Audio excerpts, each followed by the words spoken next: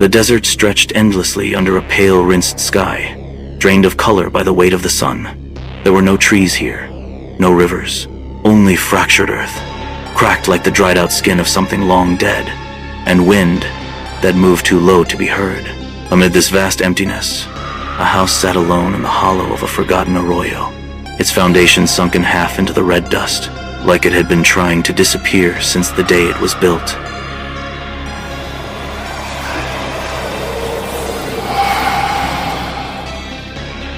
It had no visible path leading to it, no tire tracks, no footprints, only the vague imprint of where something might have once walked, long ago, now buried beneath layers of wind-blown sand.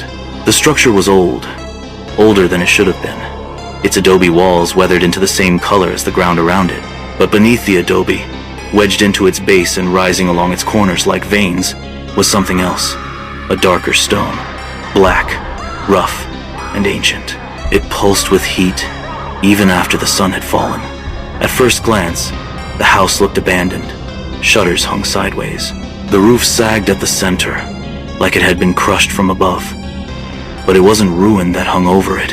It was tension, the kind of quiet that didn't belong to emptiness, but to stillness just before movement. In the mornings, nothing stirred. No insects, no birds. Not even the wind would come near.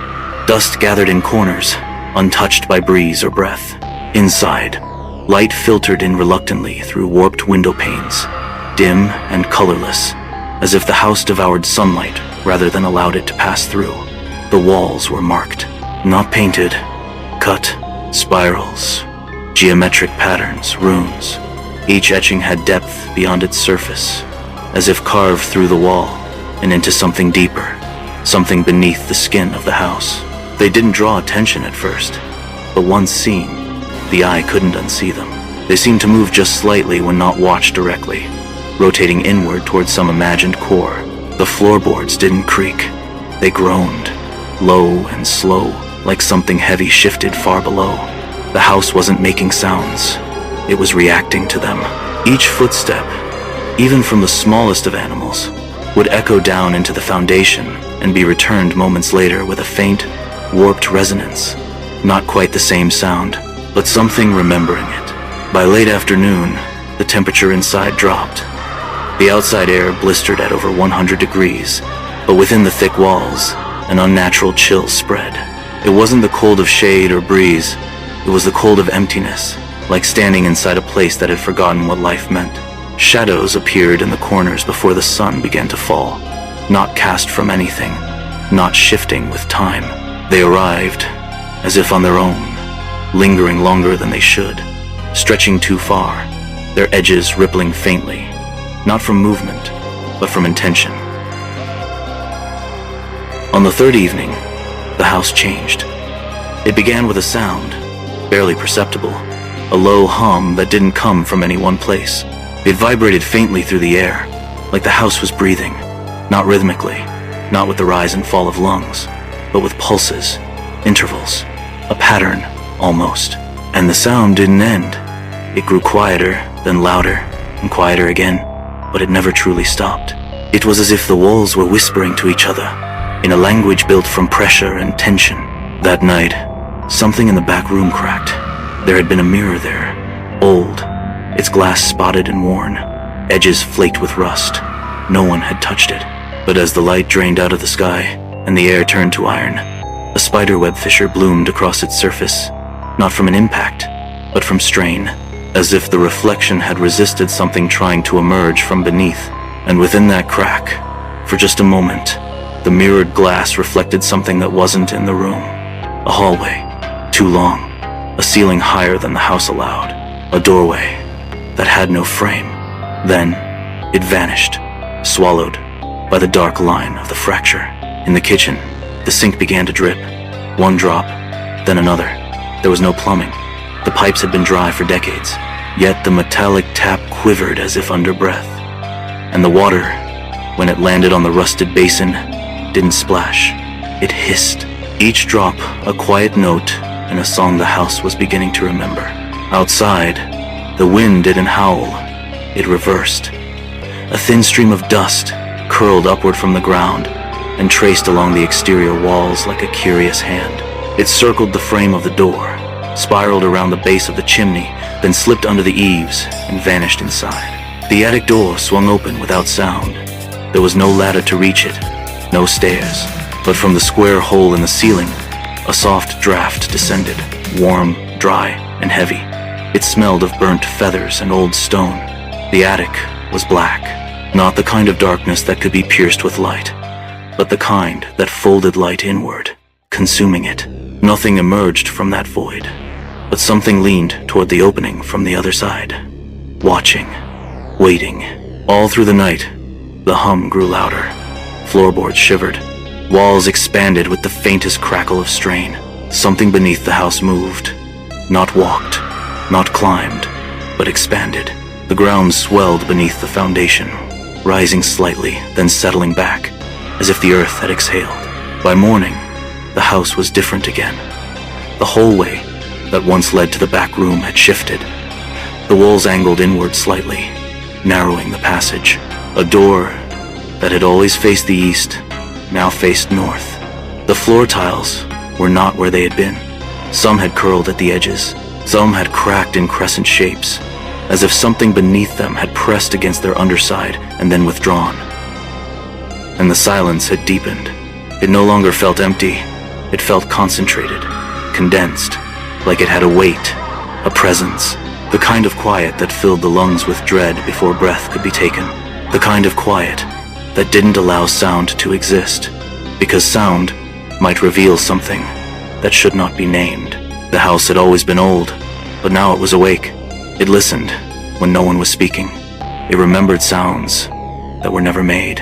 And somewhere beneath the floor, in the crawl space lined with roots that had never grown, something began to echo, a sound that resembled breath. Not real breath, not human breath, but the suggestion of one, and it was getting louder.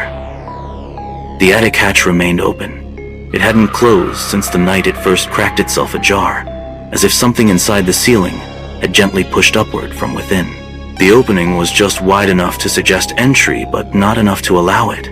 A dark square yawning in the ceiling, silent and still, yet never quite motionless. The shadows that clung to its edge were thicker than elsewhere in the house, like smoke held in place by an unseen current. The air that drifted down from it was warmer now, not with the heat of the sun or insulation, but with something internal. It carried a scent that had no name, but which pressed behind the eyes and settled in the back of the throat like ashes sifted through copper wire. Beneath the attic, the walls had begun to shift. It wasn't obvious, not at first. Angles were subtly wrong. Doorways stood too tall or too wide. A hallway that once required 5 steps now required 6, and the corners of rooms leaned inward, pressing at the eye until it began to question the straightness of every line. Pictures that had once hung crooked now hung perfectly, but on nails that hadn't been there before. Mirrors were the first to react. Every reflective surface in the house began to distort, not with any clear image, but with a sense of misalignment. The reflections lagged by a fraction of a second, a shimmer at the edges, a slight ripple, like looking into a pond disturbed by a single falling leaf. The bathroom mirror developed a fine mist each night, though no one used the water. Shapes would appear in that fog, impressions, vague silhouettes, not of people, but of rooms, hallways, places that didn't exist in the house's current form. Beneath the floor, the crawl space had deepened. Without excavation, without structural failure, it simply extended. Where once a foundation could be reached with a single crouch, there was now a low drop, a space that echoed with a pitch too low for hearing, but which vibrated faintly through the soles of the feet. Something below was resonating, not violently, not urgently, but persistently, with purpose, like a tuning fork struck beneath a cathedral floor. That was when the radio appeared. No one had brought it in. There were no records of it being purchased, no traces of dust displaced on the shelf where it now sat. It was small, cube-shaped, made of walnut wood dulled by time, with a cracked dial and a rusted mesh speaker. No wires, no power cord, no tuning knob. And yet, every night, as the light drained from the sky, it began to turn on. It didn't broadcast music, not voices, not news, just static, dry, whispering, endless static that filled the room like a thin layer of dust. At first, it was intermittent, a burst here, a trickle there. Then, over time, the static became rhythmic, pacing, pausing, looping. And within those loops, beneath the white noise, faint tonal shifts could be heard, like words pronounced with the wrong mouth, in the wrong shape. The static learned. It began to mimic sound. At first, the creak of the hallway floor, then the hum of the refrigerator that hadn't worked in decades, then breath, but not ordinary breath. This was artificial, heavy, patterned, a replication, not an origin. The kind of breath that mimics life, but does not need it. The radio never turned off. During the day, its static was quieter, but still present, like something holding its breath, waiting for dusk. The longer it remained active, the more its sound began to slip into the walls. The vibrations spread into the wiring that had long since corroded. At night, the outlets hummed faintly. Lamps flickered without bulbs. Ceiling fans trembled, though no power fed them. The house had become a conductor for something else entirely. By the sixth night, there was a sound in the bedroom that hadn't been there before. It began low, a long, dragging scrape across the ceiling, like a chair pulled across ancient tile. Then silence, then a thump, regular, methodical, as if something was pacing, not above, but within, in the walls, behind the plaster, inside the spaces where air should not flow. There were no vermin, no birds nesting in the roof. The sound didn't belong to life. It belonged to presence. Soon after, the walls began to speak. They didn't use words. They used memory. A series of echoing sounds returned from the depths of the house. Faint, warped imitations of what had once occurred within it. The slamming of a door that hadn't closed in years. The groan of hinges that no longer existed. The click of boots that had never stepped across this floor. And then, the voice. It didn't arrive all at once. It built itself slowly. First a low vibration beneath the static, then tone, then inflection. But the voice wasn't speech. It was the idea of speech.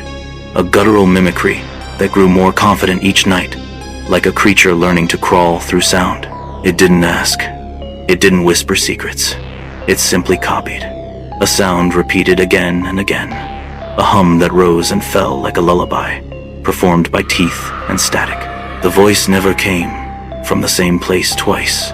Sometimes from the attic, sometimes from the drain, sometimes from the walls themselves, layered with breath, grainy and deep, until the air felt heavy with something waiting to be acknowledged.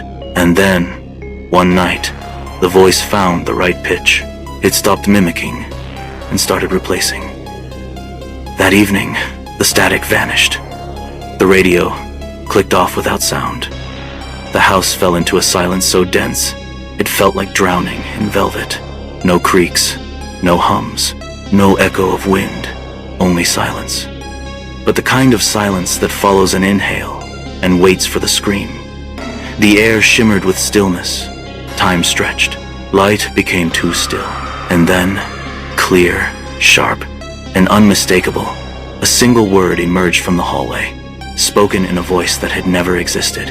It wasn't calling, it wasn't asking, it was stating. And though no one lived there, though no lungs had formed that sound, the house reverberated with its echo. It was a name, not spoken, but declared. A sound not uttered aloud, but heard within the bones, felt behind the teeth, known in the spine.